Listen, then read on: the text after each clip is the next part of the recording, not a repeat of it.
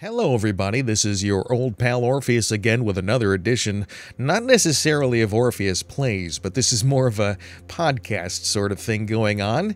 I want to say hi to everybody out there. Thank you so much for listening and tuning in and checking out my channel. It means a lot to me to have people coming on and just, seeing what's going on. Some crazy guy on the internet who's deciding to just say some silly stuff. But this one today I wanted to make a little bit more thoughtful. This is something that I have sort of thought about. I wrote this a while ago, several years ago, and it is something that I think I'd like to share with everybody because I think it's interesting and I think you might get something out of it, just some of the thoughts that I've had. This is on what's called augmented memory and the problem of retroevolution. So I'm just gonna kind of get into it, and this is gonna be read off of a document that I wrote, like I said. So it's not gonna be that kind of same off-the-cuff sort of method that you're used to hearing with me when I play Blade and Sorcery. So just kind of stick with me. This is gonna be narrator Orpheus for this one. I think you might find this interesting. For the vast majority of human history, learning and memory have been based in oral tradition. Stories and knowledge of the past were told around fires and in group gatherings, or in small, intimate settings surrounding the hearth at home. Because of this, the human brain began to develop into a more complex organism, with the need to store the data of ancestral trial and error, survival techniques, parenting skills, and some may argue the most important information, the history and heritage of one society and the secrets of the universe contained in spirituality. As the written word developed as an augmentation for speech, the first literates were regarded as mystics, able to peer into dusty tomes or at wrinkled scrolls and retrieve the memories of long-dead monarchs, ancient philosophers, or scholars from far-away lands. Words were akin to magic, and soon a paradigm formed around the idea that thoughts put to paper had power, and those who could decipher the strange symbols encoding these thoughts were able to channel this power. This, I believe, was where most of our modern myths surrounding magic come from, that borderline between shamanism and literacy. No longer were the secrets of nature, spirituality, and history handed down from father to son and mother to daughter, a carefully crafted and curated oral tradition. No, now these secrets could be transcribed, transported, and taught to others in another tightly controlled community called the educated. The term abecedarian is defined as one who's learning the letters of an alphabet and is casually referred to describe a bookworm of sorts. It's no coincidence that this term shares commonality with another word we all know from childhood magic shows, or more recently Harry Potter, the word abracadabra. Both words invoke a mystical unlocking of power, whether opening a world of thoughts stored on scrolls in a library or pulling a rabbit out of a hat. As technology and human innovation progressed further, later through the printing press, mankind began to spread the idea of literacy and stored information, copying ideas, books, lectures, and inventions, sharing those copies with large numbers of average citizens. A simple illustration of the power of literacy and printed word is the Bible or other similar religious texts, spreading the ideology of unified dogma across entire continents and millennia. Still, though, the human brain expanded to accommodate the rush of extra information, as the availability of new ideas expanded the fields of engineering, philosophy, science, math, astronomy, and medicine. Our brains evolved to keep up with the many burgeoning written languages being developed throughout the civilized world.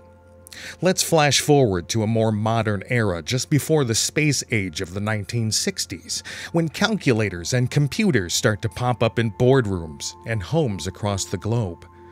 Once the digital age hit mankind, the transistor began to slowly take the place of our gradual evolutionary intellectual growth, and here lies the problem.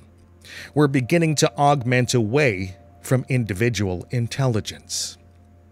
As services like cloud-based photo libraries and internet search engines become much more prevalent in every moment of our lives, we begin to set aside less of our own brain tissue for this purpose, instead allowing a ubiquitous collection of data packets to augment our own memories, thoughts, and learning processes.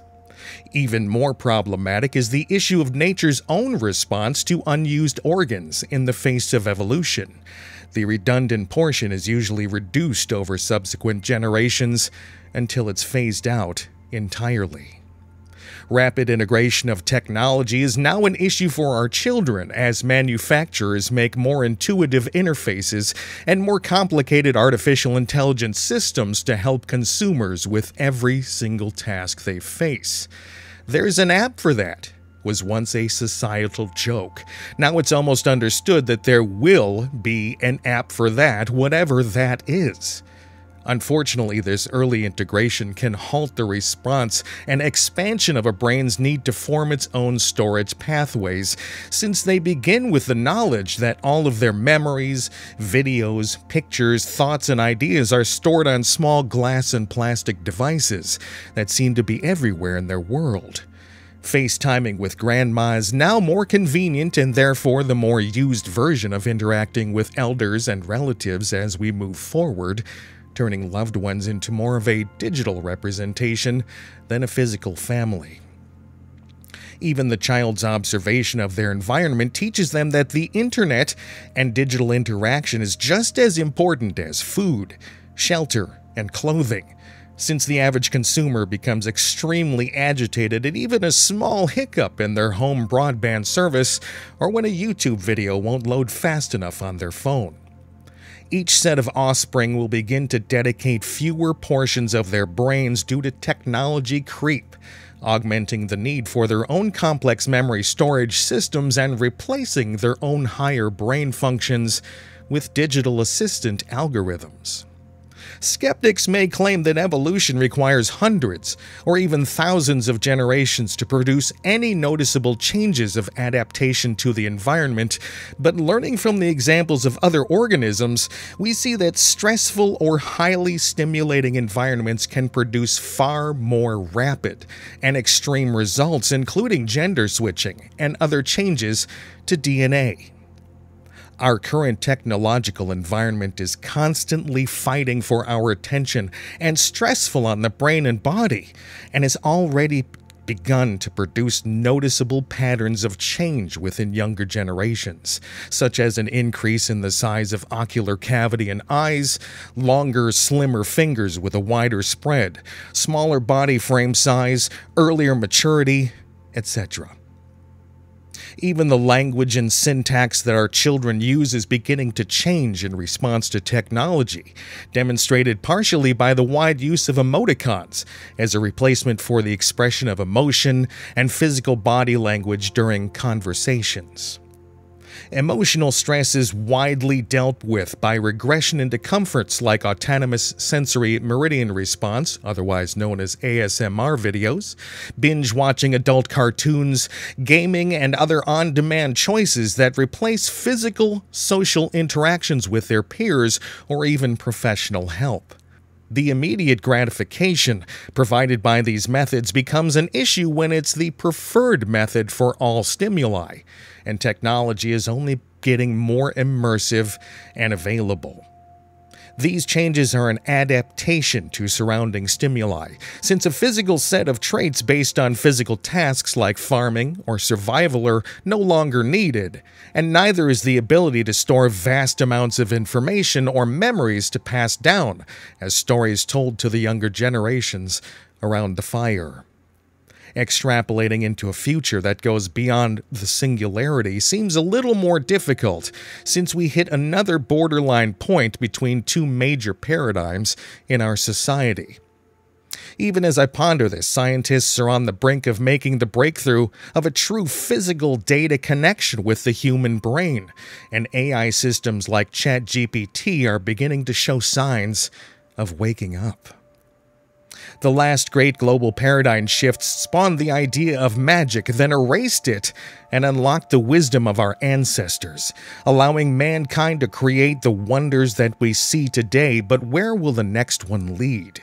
To an era where we share digital legends about a time when mankind thought for themselves, a mythical past where we were born without an implanted solid-state drive to store our dreams.